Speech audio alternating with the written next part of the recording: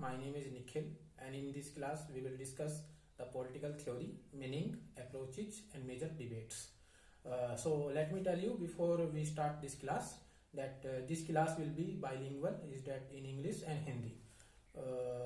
So let us start the class. So in this class we will discuss the following themes. So first we will look at the outline of the topic. तो topic में हम पहले political शब्द का अर्थ जानने का प्रयास करेंगे, फिर थ्योरी और फिर पॉलिटिकल थ्योरी. इसके बाद हम जो मेजर डिफरेंसेस है between the political theory, political thought and political philosophy. फिर इसके तीसरे पार्ट में हम मेजर अप्रोचेज, जिसमें ट्रेडिशनल और मॉडर्न अप्रोचेज होगी. ट्रेडिशनल में हम philosophical, historical, institutional and legal approaches को जानेंगे. और मॉडर्न अप्रोचेज में हम behaviourism, post behaviourism, system, structural function, communication theory, decision making and दूसरी अदर्स. इसके अलावा हम इवोल्यूशन ऑफ पॉलिटिकल थ्योरी भी देखेंगे कि 3 स्टेजेज में कैसे ये डेवलप हुआ. हम ब्रीफ हिस्ट्री देखेंगे. और 5वां पार्ट मेजर डिबेट्स होगा, जिसमें 2 मेजर डिबेट्स होंगे, फैक्ट वैल्यू डायकोटोमी और इसके अलावा डिक्लाइन ऑफ पॉलिटिकल थ्योरी. फिर इसके बाद सम मल्टीपल चॉइस क्वेश्चंस होंगे जो हम डिस्कस करेंगे. उसके बाद हम कंक्लूजन, हमने अभी तक जो जाना है. फिर उसके बाद रेफरेंसेज होंगे. मैंने ये टॉपिक किस बुक के तहत में तैयार किया है और कौन कौन सी बुक आप लोग भविष्य में पढ़ सकते हैं. सो सबसे पहले हम पॉलिटिकल थ्योरी, सबसे पहले हम थ्योरी का मीनिंग जानने का प्रयास करते हैं. तो जैसा कि आप स्क्रीन पे ही देख रहे हैं कि ये जो थ्योरी मीनिंग है एक ग्रीक वर्ड थ्योरिया से मिलकर बना है, जिसका मतलब होता है to explain something in a systematic way. तो theory in natural science is different from the human और social science. So as we know कि सोशल साइंस और नेचुरल साइंस 2 प्रकार की साइंस होती है. नेचुरल साइंस में एक हाइपोथेसिस होती है. Hypothesis is a statement which is yes to be testified. So in science a theory और hypothesis must be empirically verified. For example we take the example of water का, पानी का जो chemical formula होता है वो होता है H2O. इसमें ऑक्सीजन के 2 अणु और हाइड्रोजन का 1 होता है, उससे वाटर बनता है. लेकिन सोशल साइंस में प्रॉब्लम यहाँ आती है कि social science is not more about the empirical, it's also about the normative. मतलब एक ऐसे वैल्यूज होती है जिन्हें हम अलग नहीं कर सकते हैं थ्योरी में, in social science में. So we can say that theory is more about the conceptual, rational, and it seeks the truth. So now we will discuss about the political, the word of political. So as you know, the political meaning has many meanings. It has a wide scope from the state, government, human activities, and so on. So the Greek word polis, it is derived from the Greek word polis, which means the city-state. So from the Aristotelian time or Greek city-state, the person who took the part in the decision-making process of the city-state were called the political. So Gardner again says that politics is about the state and government. And you know the famous term of the feminist thinkers Carol Hennisk, that she says that personal is also political. So in this way we find the multiple meaning of political. From the liberal view of politics, that collective decision. From the Marxist view, who sees the political as a method of capitalist control over the state, so on. So now we will try to understand the meaning of political theory. So बिल्कुल simple शब्दों में राजनीतिक सिद्धांत का अर्थ होता है to describe, explain and prediction of political phenomena in a relation to human beings. कि जो राजनीतिक घटनाएं घटी है उनको हम डिस्क्राइब करें, उनको हम समझाएं, और इसके अलावा हम भविष्य की भविष्यवाणी भी कर सकते हैं. So it has normally 2 types, normative and empirical. Normative और एम्पेरिकल में डिफरेंस होता है कि नॉर्मेटिव वैल्यूज की बात करता है और एम्पेरिकल फैक्ट्स की बात करता है. तो मैं डेविड हेल्ड का जो तर्क है, उन्होंने पॉलिटिकल थ्योरी के बारे में क्या है कि पॉलिटिकल थ्योरी को हम 2 भागों में विभाजित कर देख सकते हैं. 1970 से पहले जब ये नॉर्म्स की बातें हुआ करती थी, जब ये इसमें narrow minded narrow scope of political theory होता था। उसके बाद wider scope of political theory होता था, जिसमें हम फैक्ट, वैल्यू और इसके अलावा एक्सप्लेनेशन, साइंटिफिक मेथड, इन सब की बात करते हैं। इसी प्रकार सेबाइन ने भी कहा है, सेबाइन ने कहा है कि ये discipline investigation of collective political problem है। जब हम कॉन्शियसली रूप से ये समझते हैं कि ये प्रॉब्लम है, फॉर एग्जांपल करप्शन या इनइक्वलिटी की प्रॉब्लम है, तो इसको हम एक डिसिप्लिन वे में समझाने का प्रयास करते हैं, तो वो पॉलिटिकल थ्योरी है। So from this we should know that the political theory has many, it is like contested concept that involves the wider scope like state, government, individual, society and many other activities. So in this slide we will try to note the feature of the political theory. तो राजनीतिक सिद्धांत के क्या क्या मूल तत्व है। तो जैसा कि आप सभी जानते हैं, पॉलिटिकल थ्योरी का मतलब ही होता है when we try to theorize or explaining some political ideas. We can take the example of justice, कि हम justice is like a big term that कि हम जब कोई एक ऐसे मूल विचार को को एक्सप्लेन करने का प्रयास करते हैं, तो वो पॉलिटिकल थ्योरी के अंतर्गत आता है। तो political theory is more systematic, it's more practical, it's focus on the present problem, not on that ki what we should do, what we ought to do. So third, it is the subfield of the political science. So basically it is the basis of political science. Fourth, it deals with the political matter and human behavior. तो behaviourism जो approach है political theory में, वो basically human behaviour के बारे में पता लगाती है। तो इसके अलावा यह सिर्फ एक्सप्लेनेशन, ट्रांसफॉर्मेशन ऑफ सोसाइटी के बारे में नहीं है, बल्कि ये एक अल्टरनेटिव भी प्रोवाइड कराता है कि एक आइडियल सोशियल पॉलिटिकल ऑर्डर होना चाहिए। For example, after the second world war we had two system, that is capitalist और कम्युनिज्म। तो एक ऑर्डर प्रोवाइड करने का प्रयास किया। After the fall of USSR we see that liberal democracy is rising.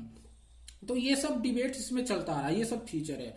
सो अब हम बात करते हैं कि हमें राजनीतिक सिद्धांत की जरूरत क्यों है। तो राजनीतिक सिद्धांत की जरूरत हमें इसलिए है कि हमें जो वर्ल्ड ऑफ पॉलिटिकल है, जो इतना बड़ा स्कोप है, उसको समझने का प्रयास है एक पॉलिटिकल थ्योरी के द्वारा। ये सिस्टमेटिकली हम समझने का प्रयास करते हैं, और इसके अलावा हम एक ऐसे पॉलिटिकल ऑर्डर की को स्थापना करने के बारे में सोचते हैं जो कि एक गुड लाइफ के बारे में होगा। थर्ड, पॉलिटिकल थ्योरी में अगर हम रिसर्च, हम न्यू नॉलेज की अगर हम बात करते हैं, तो भी हमें पॉलिटिकल थ्योरी की जरूरत है। फोर्थ, हम हिस्टोरिकल इवेंट्स और कंटेम्प्रेरी इशू को किस प्रकार सॉल्यूशन प्रोवाइड करा सकते हैं, और जिसमें हम सोशल जस्टिस, मोर इक्वलिटेरियन सोसाइटी की बात करें, उसमें भी हमें पॉलिटिकल थ्योरी की जरूरत पड़ेगी। तो we can say that it not only about the explanation, it's also about the generalisation, and we can conclude any political events. So now we will deal with the difference between the political philosophy, political ideology and political theory. So in the political philosophy, let me tell you about the political philosophy. So political philosophy simply means the science of wisdom, means it is based on the norms, your values, morality, ethics, it is all. So it's abstract, means political philosophy abstract in nature, it's speculative, की कल्पनाओं पर आधारित है। It's theoretical, that try to cover the universal values. So it's focus is on what should be the ideal society. Like we can take the example of Plato, Augustine, etc, etcetera. So while on the other hand, political ideology, what we understand by the political ideology is the set of ideas, principles, concepts, and sometimes even myth that seek for a best social and political order. Generally, political ideology start with the ism concept, ISM. There are two important things in the political ideology we should note: the goals and methods. That there should have some goals and methods to achieve it. Sometimes political ideology is seen in negative connotations, like they have fixed dogmas. For example, like closed worldview, like Marxism, feminism, etc. However, this provide a wider scope in the political science. Again, we will discuss the political thoughts. What is the difference between the political thoughts and political theory? So, political thoughts क्या होता है, एक individual का भी political thought हो सकता है, like Plato, Marx, Mill etcetera. तो it may be organised, unorganised, may be practical, idealist, may be rigid और may be flexible, may be dependent और independent. While on the other hand, political theory is the systematic inquiry of the political phenomena. It's the more organized, more practical, while the theory provide a model for the reality. And the political theory, we should also know that this is neither a pure thought nor a philosophy. Okay. So now we will discuss the major approaches of the political theory. So generally there are two major approaches. There is a traditional and modern. We can divide in traditional and modern. So इसका हम इसकी विशेषता जानने का प्रयास करते हैं. तो ट्रेडिशनल अप्रोच है जो are normative in nature, like norms, value, traditions की बात करते हैं. They are not scientific. This is second कि value can never be separated, उनको कभी अलग नहीं किया जा सकता, जो आपके भाव होते हैं. And it's about the right and wrong, just or unjust, moral or immoral. Fourth is that ये फोकस करती है what ought to be, क्या होना चाहिए. तो एग्जाम्पल आपने देखा होगा प्लेटो की रिपब्लिक में, जब वो आइडियल स्टेट की बात करता है. लियो स्टोस ने जो बुक लिखी what is political philosophy and other studies 1959 में. तो ट्रेडिशनल जो अप्रोचेज है वो ओनली थ्योरीज के बारे में है, न कि रिसर्च पे ये फोकस करता है. आई होप आपको ट्रेडिशनल अप्रोच के बारे में जानकारी मिल गई. अब हम मॉडर्न अप्रोच की तरफ आगे बढ़ते हैं. तो modern approach is empirical in nature. Empirical that have fact that can be empirically verified. It's more about the true or false. Like we have a hypothesis. Hypothesis can be rejected or accepted. It is based on the observation, experiment and verification. So it is about what is. Why the traditional political theory approach was based on the what ought to be, it is based on the what is. So like David Stern, Almond Powell, Robert Dahl may be called as the modern approach thinkers. So of course they focus on the research. They search for the new knowledge always. So in the traditional approaches we will discuss the 5 main approaches. First, philosophical. The philosophical approach focus mostly on the normative values. They consider the whole problem as a whole. The supporter of this philosophical approach generally जो questions जो UGC net, GRF और universities के exam में MPhil PhD के आते हैं, वो आते हैं कि कौन से ट्रेडिशनल के कौन से सपोर्टर है, उसकी मेन आर्ग्यूमेंट क्या है और उन्होंने कौन सी बुक किस ईयर में सिस्टमेटिकली लिखी, ये सब आता है. तो आप जब मैं इसमें पढ़ाऊं तो आप इसके अलावा उन किस अप्रोच को कौन सा थिंकर्स सपोर्ट करता है, उन्होंने कौन सी बुक रखी, ये आप अपनी कॉपी में या फिर नोट्स में लिख सकते हैं. तो फिलोसफिकल अप्रोच के जो सपोर्टर है वो प्लेटो ने रिपब्लिक, फिर होस, फिर लियो स्ट्रॉस. तो हिस्टोरिकल जो दूसरी ट्रेडिशनल अप्रोच है वो हिस्टोरिकल फैक्ट की बात करती है, जिसमें एज, प्लेस, सिचुएशन की बात करती है. तो इसमें सेबाइन हम पाते हैं, होब्स पाते हैं, समटाइम लॉक्स भी हम हिस्टोरिकल अप्रोच में रखते हैं. इसके अलावा फिर तीसरी अप्रोच है लीगल ट्रेडिशनल अप्रोच. तो लीगल में क्या होता है, इसमें स्टेट लॉ और इंडिपेंडेंट जुडिशरी की बात होती है. तो इसके सपोर्टर है Bodin, Cicero, Hobbes, Austin, Dicey and many others. Fourth is institutional approach. Institutional approach focus on the institution like legislative, executive, judiciary, election commission and many others. इसमें Laski को इसका मेन सपोर्टर कहा जाता है. फिर पांचवा है comparative. This is one of the traditional approach.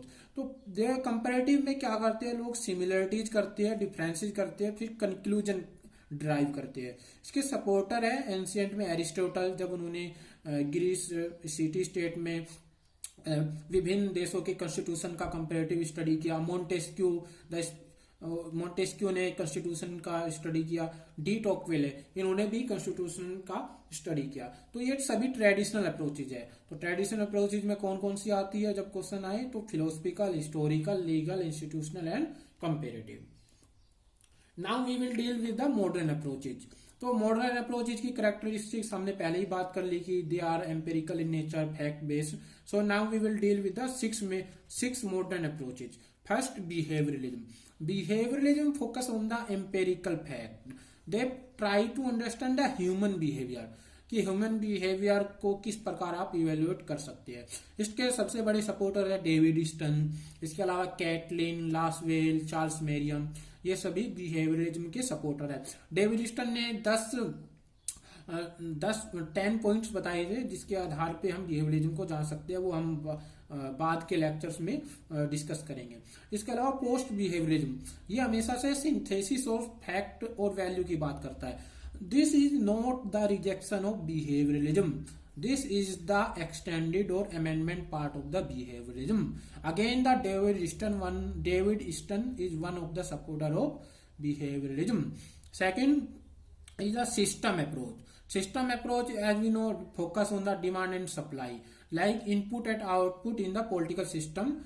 There are environment, in environment there is political system, and there are some demand. For example, we can take the example of Anna Hazare movement, like the Congress के time में demand थी कि एक लोकपाल लेके आए, तो supply उसमें किया, सरकार बिल लेके आई, फीडबैक जनता ने वोट दिया, लेकिन जनता ने उसको उचित नहीं माना। ये एक एग्जांपल हो सकता है इसका। तो इसमें सपोर्टर आते हैं David Easton, Robert Dahl and many others.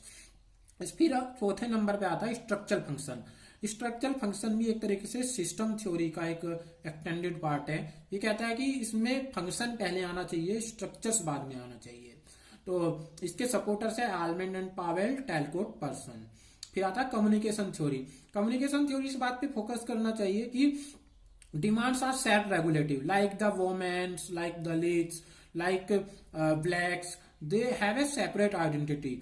तो इसके सपोर्टर है रॉबर्ट वेनर। उन्होंने कैबरनेट कंसेप्ट दिया। इसके तहत में हम कैसे इंटरनेट का इस्तेमाल करके हम कम्युनिकेशन को बढ़ावा दे सकते हैं। इसके अलावा कार्ल डेट्स इसमें शामिल है। इसके बाद decision making theory, decision making जो अप्रोच है, डिसीजन मेकिंग अप्रोच ये कहता है कि anyone has, every actor is a decision maker and whenever any politician make decision they have some factors, कि वो किस आइडियोलॉजी से आते हैं, किस सोसाइटी से आती है, तो उसमें बाइसनेस की भी प्रॉब्लम रहती है और सेकुलर भी हो सकता है पर्सपेक्टिव में। तो इसके सपोर्टर है ज्यादातर Herbert Simon, Vernon Van Dyke and many others. So now we will deal with the major phases of the political theory and various perspective. So हमने जस्ट जनरली जो 3 फेजेज है इसमें, classical, modern and contemporary. Classical जैसा कि हमने बात की, that was Greek city state के समय से जो स्टार्ट हुआ, लगभग 2300 वर्ष पुरानी इसकी शुरुआत है। तो वहां पे जैसे प्लेटो ने रिपब्लिक की बात की, अरिस्टोटल ने पॉलिटिक्स लिखा, होब्स ने लेवियाथन में एब्सोल्यूट गवर्नमेंट की बात की, लोक ने लिबरल डेमोक्रेसी की बात की, रूसो ने republican liberal, he is considered as a republican liberalist. तो they are the normative in nature, while modern phases talks about the empirical, scientific and fact. So like we have discussed the modern approaches like behavioralism, post behavioralism, system, etc. Now contemporary क्या है? Contemporary जो आज के समय में, this is the synthesis of both classical and modern, कि norms और value दोनों की सिंथेसिस की बात करता है। इसके अलावा ये वेस्टर्न हेजोमनी की भी चैलेंज करने की बात करता है।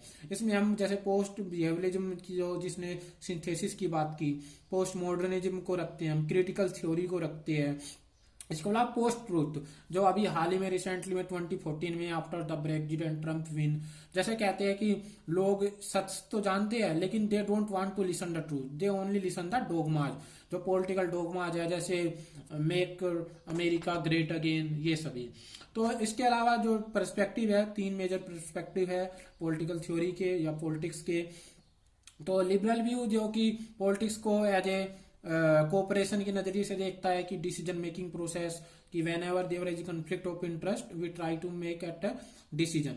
सो मार्क्सिस्ट लेकिन जो स्ट्रक्चर सुपर स्ट्रक्चर की बात करता है, इसे सुपर स्ट्रक्चर के नजरिए से देखता है और कि this is the one of the method of the capitalist class to control the over the proletariat section. So communitarian focus करता है हमेशा से गुड विल की, कलेक्टिव विल की। इसके अलावा अब हम मेजर डिबेट के बारे में बात करेंगे जो पॉलिटिकल थ्योरी से संबंधित था। पहला था डिक्लाइन ऑफ पॉलिटिकल थ्योरी। तो आपको पता होगा कि जब फर्स्ट वर्ल्ड वॉर हुआ तो पॉलिटिकल थ्योरी, जो ट्रेडिशनल पॉलिटिकल थ्योरी और नॉर्मेटिव पॉलिटिकल थ्योरीज थे, उनकी आलोचना हुई कि फर्स्ट वर्ल्ड वॉर हुआ, आप लोग प्रेडिक्ट नहीं कर पाए। फिर उसके बाद में लोगों ने क्वेश्चंस उठाने स्टार्ट किए, आर्टिकल्स लिखे जाने लगे।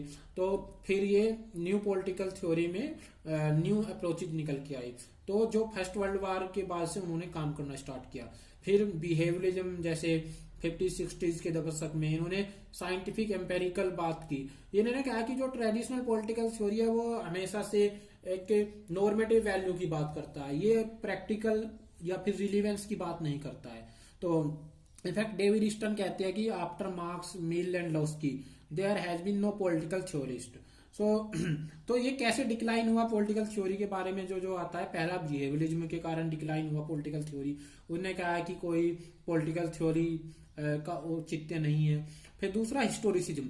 हिस्टोरिसिज्म में जैसा कि सेबाइन और लिंडसे ने इन्होंने फोकस किया कि उन्होंने हिस्ट्री पे ही फोकस किया, तो इसी वजह से इसका भी डिक्लाइन होने का रीजन है। तीसरा है पॉजिटिविज्म। पॉजिटिविज्म जिसको कॉम्टे ने दिया, फिर वेबर ने आगे बढ़ाया। तो जिसमें कि ये हमेशा फोकस करते हैं कि जो साइंस एंड थ्योरी में जो डायक्टोमी है कि साइंस और थ्योरी में हमेशा से डिफरेंसेस रहता है। इसके अलावा डेविड ईस्टन ने 1953 में जो बुक लिखी, आप बुक का नाम जब भी मैं लूं तो आपको याद रखना है और सन, ईयर और नेम। पॉलिटिकल ईस्टन ने 1953 में बुक लिखी the political system and inquiry into the state of political science. फिर Alfred Cobban the decline of political theory 1953। इसके अलावा कार्ल पॉपर ने फाल्सिफिकेशन की थ्योरी दी। उन्होंने कहा कि no theory is pure, we need a counter theory. इसके अलावा लिप्सिट ने पॉलिटिकल मैन और रॉबर्ट डहेल, ये सभी डिक्लाइन ऑफ पॉलिटिकल थ्योरी में आते हैं। इसके अलावा डिक्लाइन ऑफ पॉलिटिकल थ्योरी के डिबेट जब चल रही थी तो कुछ ने इसको रिवाइवल करने का प्रयास किया। तो they were against the decline of political theory. तो मेजर डेवलपमेंट थी जैसे आफ्टर 1970s सेल्डम वॉयलिन ने पॉलिटिक्स एंड विजन 1960 में बुक लिखी। उन्होंने कहा we can not reject the traditional society in a mid way because society is a complex. तो कहता है कि सोसाइटी एक कॉम्प्लेक्स है, इसमें आप बिल्कुल पॉलिटिकल थ्योरी को रिजेक्ट कर ही नहीं सकते। फिर दांते जर्मिनो ने बुक लिखी beyond ideology the revival of the political theory 1967। तो आप जानते ही होंगे जॉन रॉल्स ने थ्योरी ऑफ जस्टिस 1971 में लिखी। तो this is considered as the one of the important aspect in the rising of the political theory. फिर माइकल ऑक्सफोर्ड ने ऑन ह्यूमन कंडक्ट 1975 में बुक लिखी। लियो स्ट्रॉस 1963 किया वैल्यू फ्री पॉलिटिक्स पे, तो इसको भी हम रिवाइवल ऑफ पॉलिटिकल थ्योरी के बारे में जोड़ सकते हैं। He said that human nature is dynamic and political science is not a natural science, so we need the both empirical and normative. So Thomas Kuhn the structure of scientific revolution 1962 attack the behaviourism. So Herbert Marcuse ने one dimensional man लिखा कि everyone is busy on their part like capitalists in making the capital, proletariat class in the working condition, so need first a just society, so for a just society we need a political theory। फिर ईसा Berlin ने to concept of liberty लिखा और दूसरी book, और उन्होंने one aspect need, उन्होंने कहा कि पॉलिटिकल थ्योरी को प्लूरलिस्टिक होना चाहिए, ये कभी मर नहीं सकता। फिर नोजिक ने एनार्की स्टेट एंड यूटोपिया लिखी 1974 में, उन्होंने भी रिवाइवल ऑफ पॉलिटिकल थ्योरी की बात की। फिर हन्ना आरेंट ने ह्यूमन कंडीशन 1957 में लिखी, उन्होंने कंटेम्पलेटिव और द रिलीवेंस और the deep study of political theory के बारे में बात की। तो अब हम दूसरा डिबेट जो है पॉलिटिकल थ्योरी में जो हमेशा रहता है, फैक्ट और वैल्यू डायक्टोमी। तो हमें ये मालूम है कि जो दो डिबेट है, जो ट्रेडिशनल पॉलिटिकल थ्योरिस्ट है वो हमेशा से फोकस करते हैं वैल्यूज पे, लेकिन जो आधुनिक जो साइंटिस्ट है, मॉडर्न थ्योरिस्ट है, वे फोकस करते हैं फैक्ट पे। तो हमेशा से डिलेमा रहता है कि कौन सी विचारधारा को या कौन सी ट्रेडिशन को हम अपनाएं। तो लेकिन सजेशन ज्यादातर यही देते हैं कि need to avoid both and focus on the relevance और the practical view. So post behavioralism says that need both the things like the synthesis of fact and value. So the conclusion of this lecture, whatever we have discussed today, is that world of political theory is more complex in nature. It's never ending debate. That is the full of conflict, cooperation. There are concepts and terms which are contested in nature, but they are searched in the best socio-political order. So political theory is an interdisciplinary subject, and it is a basis of both normative, empirical, and critical. So it is not only about the, again I am saying, it's not only about the explanation or the discussion, but also about the alternative methods we provide for a better future. So let us discuss some other multiple choice question whatever we have discussed. So first we will discuss the D. Bell wrote The End of Ideology debate in 1960. Lowsky wrote A Grammar of Politics. Berlin wrote Does Political Theory Still Exist? 1964. Francis Fukuyama wrote The End of History and The Last Man and The End of History 1989. First इन्होंने Fukuyama 1989 में ऐसे लिखा end of history, फिर उसी के आधार पे उन्होंने book लिखी 1992 में, जिसमें उन्होंने बताया कि सिंस अब यूएसएसआर का डिसइंटीग्रेशन हो गया है तो अब लिबरल डेमोक्रेसी जीत गई है. इसको हम और कभी किसी लेक्चर में डिस्कशन बिल्कुल अच्छे से एक्सप्लेन करेंगे. डेविड हेल्ड ने लिखी पॉलिटिकल थ्योरी टुडे 1991. इसके अलावा स्टीवन लुकास ने लिखी power is radical view 1986.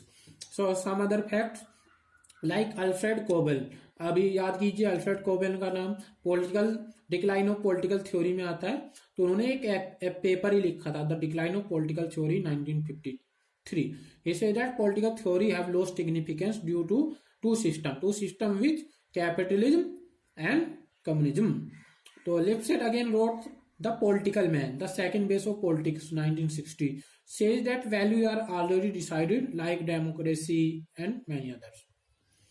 So references जिसके बारे में आप इस कंसेप्ट के बारे में और पढ़ सकते हो और जहां से मैंने पढ़ा, तो ओपी गाबा का आप चैप्टर 1, 3 और 4 पढ़ सकते हैं which is about the nature, significance and theories of politics.